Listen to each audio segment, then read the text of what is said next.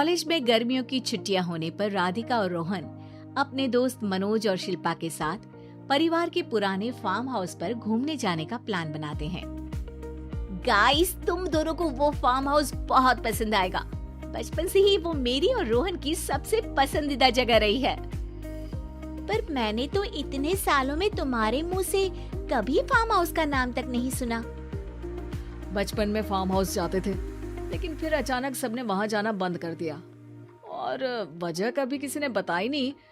पर अब हम चारों मिलकर वहां धमाल करेंगे। इसी तरह बातें करते कुछ घंटों का सफर तय कर चारों शहर से दूर ऊंची पहाड़ी पर बने राधिका और रोहन के फैमिली फार्म हाउस पर पहुंच जाते हैं।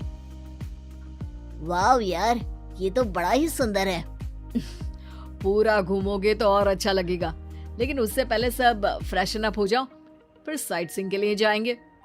राधिका और रोहन अपने अपने कमरे में चले जाते हैं, लेकिन मनोज और शिल्पा घर में घूमने लगते हैं, जहां शिल्पा की टक्कर हॉल के बीचों बीच रखी एक पुरानी लकड़ी की कुर्सी से होती है।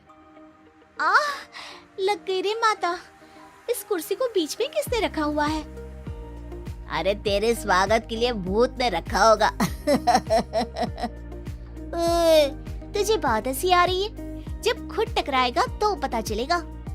हाँ ठीक है, पर अभी तो इसे साइड में रख दे।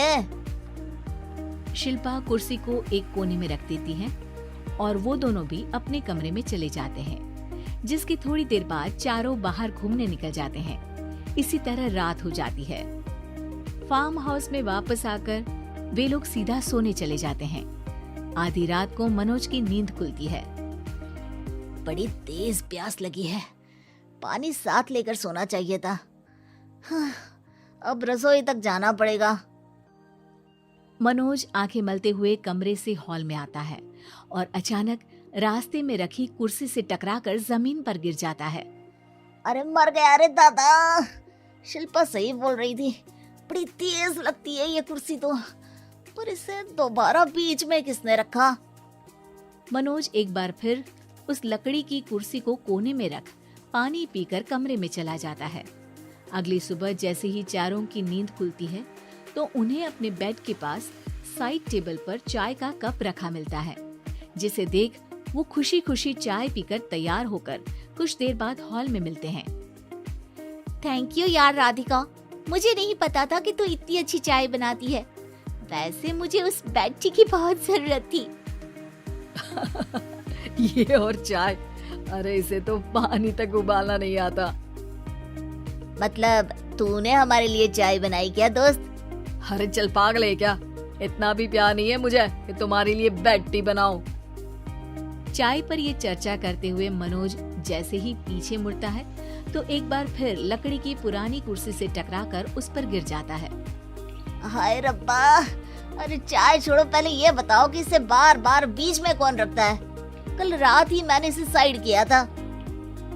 तो पहले ये बताओ कि चाय किसने बनाई थी? सबकी बातों को कुछ देर ध्यान से सुनने के बाद राधिका हैरानी से कुर्सी की तरफ देखने लगती है। भूत दीदी। राधिका की बात सुन आपस में झगड़ रहे सारे दोस्त शांत हो जाते हैं। क्या बोला अभी तूने? अरे पर अब वो यहाँ कैसे हो सकती हैं? क्यों नहीं हो सकती? हमने यहाँ आना छोड़ा था, पर उन्होंने तो घर नहीं छोड़ा ना। और याद करो, ऐसे बेड के पास कप रखना और कुर्सी को कमरे के बीच में रखना, ये सब वही तो करती थी। ये तुम दोनों किसकी बात कर रहे हो?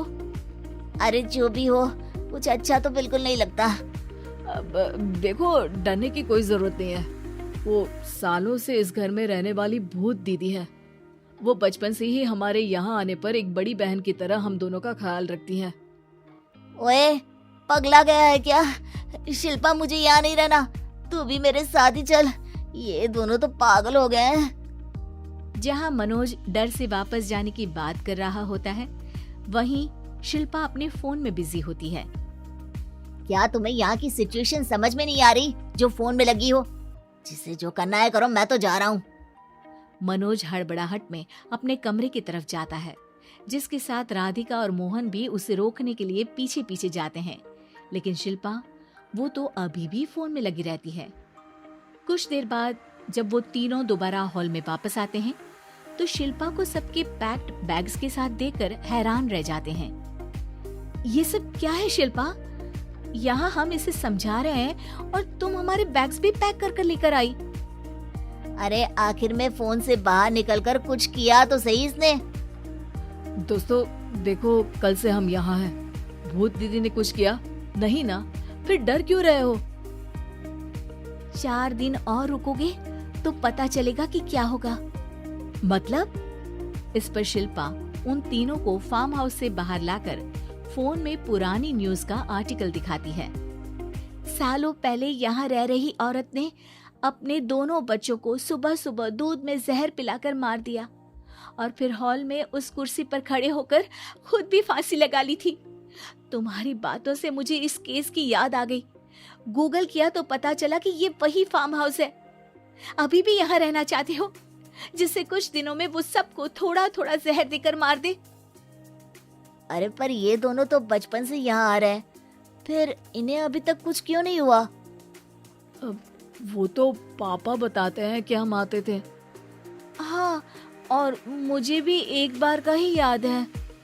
वाह, और कहानियां तो ऐसे सुना रहे थे जैसे सदियों से यहीं रहते हो। तीनों ये बात कर ही रहे होते हैं कि अचानक फार्म हाउस में से एक आवाज सुनाई देती है। मैं यहाँ किसी को जिंदा नहीं रहने दूंगी, किसी को नहीं। बस ये सुनने की देर ही होती है कि चारों डर से कांपते हुए तुरंत कार में बैठकर वहां से भाग जाते हैं।